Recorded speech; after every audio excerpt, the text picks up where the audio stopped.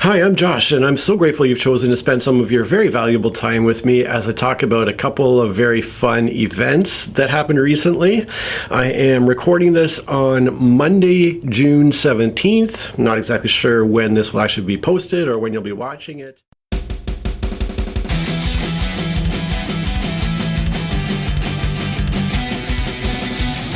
And so I got home in time to recuperate for a couple of days before the next event, 3 days after the Dreadnought show on Sunday, May 26th.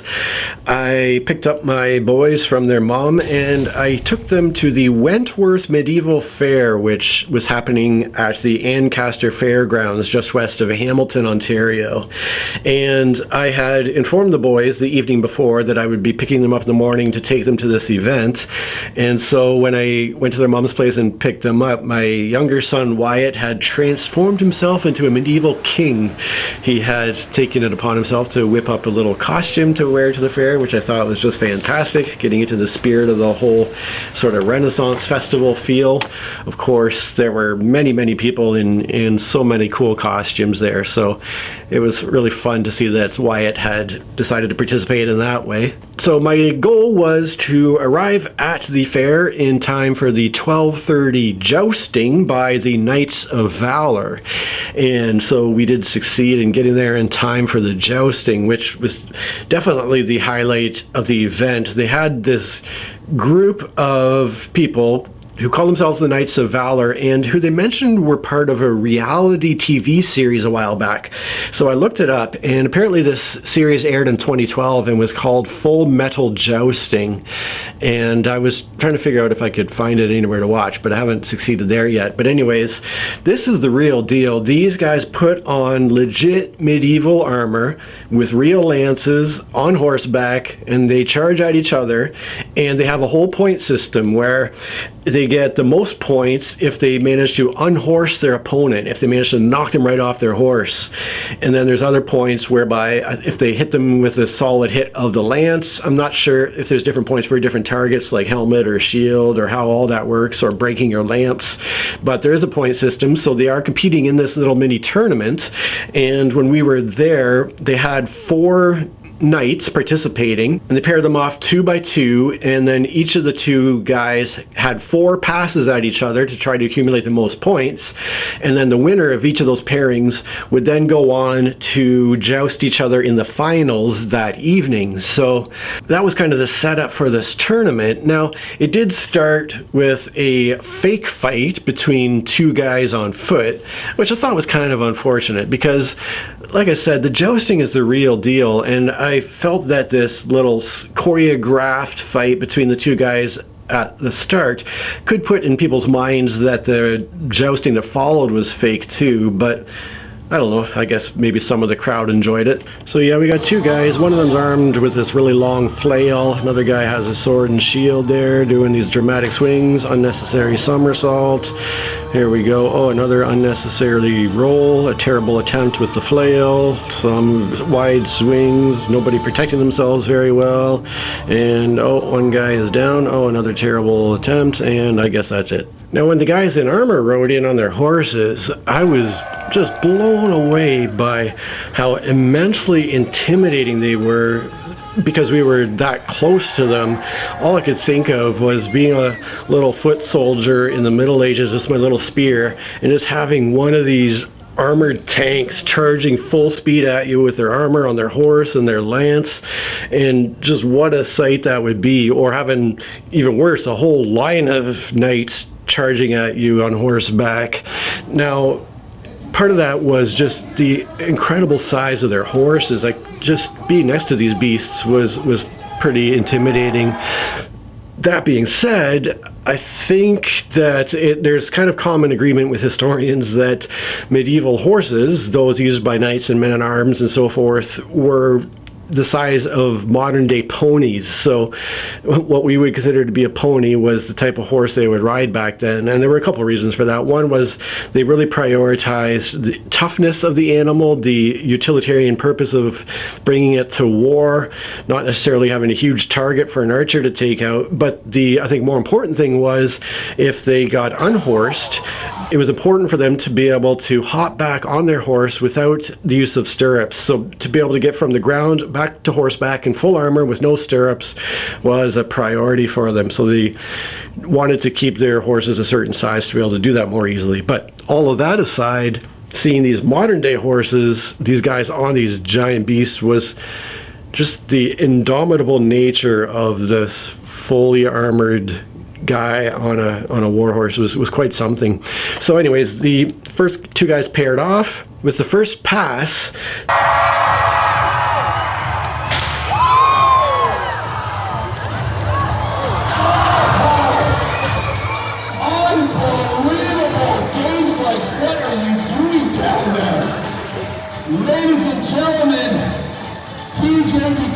the one guy was actually unhorsed, and I believe that the guy was legitimately injured because there was quite a delay between the hit and him coming off the horse.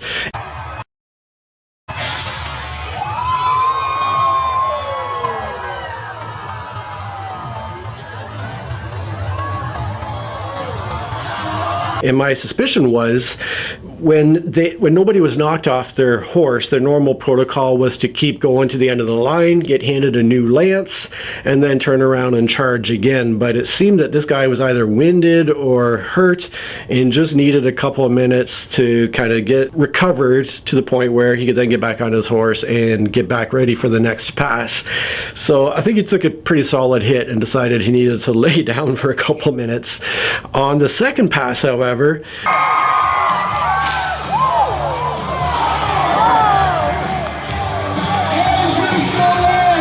the guy who was knocked off his horse the first time unhorsed his opponent, and once again there was a slight delay with the guy falling off. It looked like he was maybe kind of more knocked off balance just enough to come off his horse.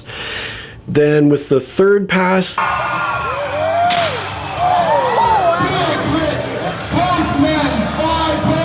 there was another solid hit there, and their fourth and final one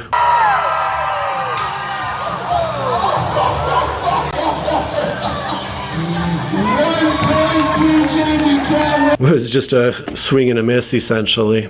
Then they got the next pairing up, and their first pass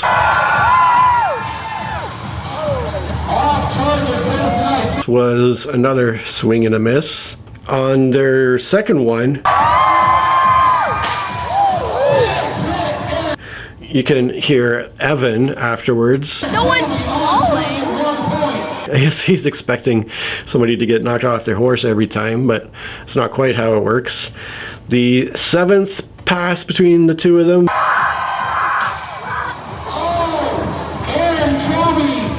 was another solid hit, as was the eighth and final pass.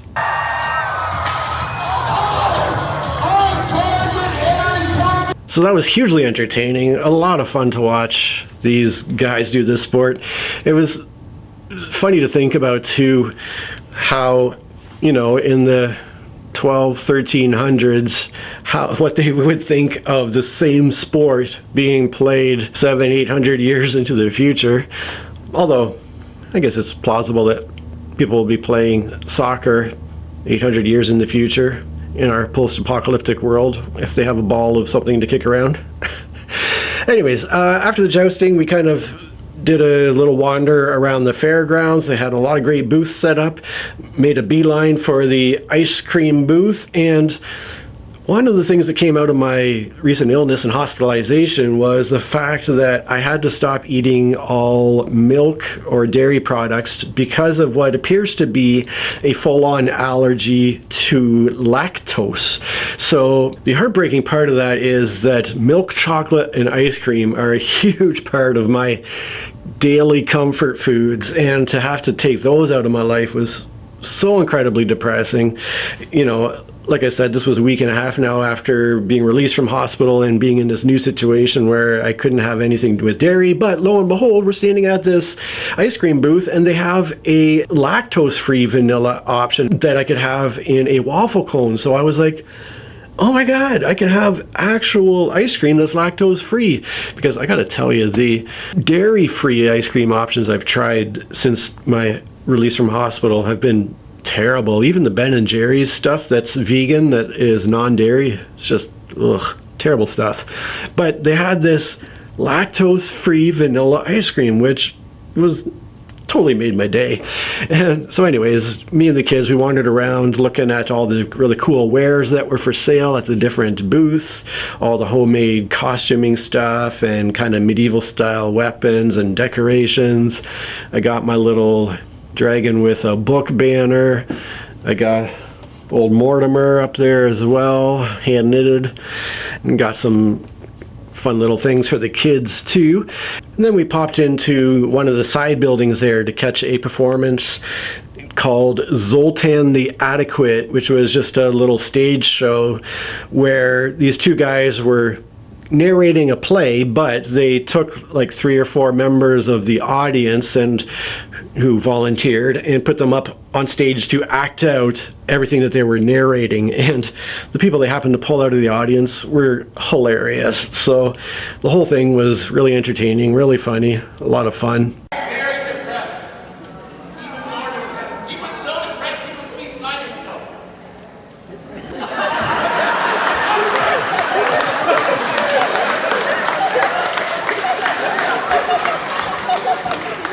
We had time to wander around a bit more, and then we popped into another building where there was a band called Cap'n Finn and the Salty Sea Dogs, who were doing these kind of folk songs and sea chanties.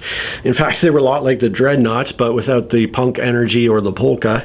And we listened to them do an a cappella song for a few minutes. We'd be alright if the wind was in our sails. We'd be alright if the wind was in our sails. And we all would hang behind, and we'll roll the old chariot along. We'll roll the old chariot along. We'll roll the old chariot along, and we all would hang behind. Well, a night on the town wouldn't do us any harm. A night on the town wouldn't do us any harm. From there, it was back to wandering the booths and checking out all the little displays and getting a few photographs, seeing all the other fun people in character and costume that were around. We didn't see all of the shows. There was another one called Men in Tights, I think, that we did miss, but still had plenty of fun. There was another booth that a local LARPing group had set up where basically people could pay a donation to a local charity to do a little one-on-one fight with foam weapons with one of their LARPers. So here's a quick clip of somebody else's kid, it's not my kid doing it.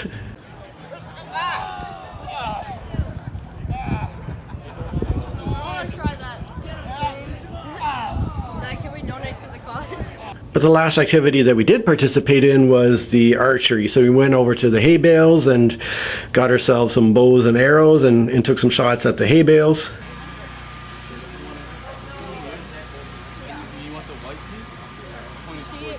Gotta aim lower. Last chance.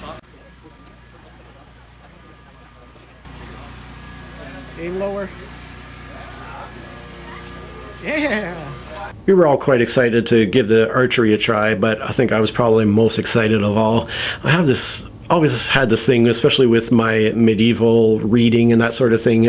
I've always had this kind of interest in archers and wanting to shoot bows and arrows as just kind of a fun thing to do. So I enjoyed myself quite a bit.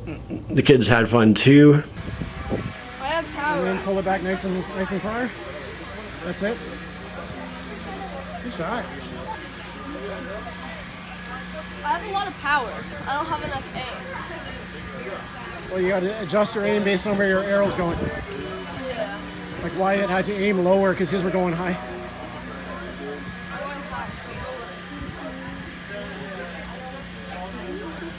And at that point, the boys were all tuckered out from wandering around in the nice hot sun all day, and so they decided they didn't want to stick around to see the jousting finals, and we just called it a day and went home for dinner. And now I'll close here with a little prayer from Captain Finn and the Salty Sea Dogs. And as I wrap up, I would like to send out a huge thank you to my Patreon supporters who really do help make fun events like this possible for me with the income challenges that I have. So a special thanks to my higher tier supporters, Abe, Joanna, and my highest tier supporter of all this Mond is Perfect. I really appreciate you a ton. Cheers, and thanks for watching, folks. Oh, everybody raise a glass with me, Knights. We're going to sing a do or daily prayer. Repeat after me. Our lager. That's art in barrels. Hallowed be thy name. Give us today our foamy head. And forgive us of our spillages. For I shall be drunk. And thy shall be drunk. And who is in this tavern? No drink allowed! However many 800, 900 years into the future.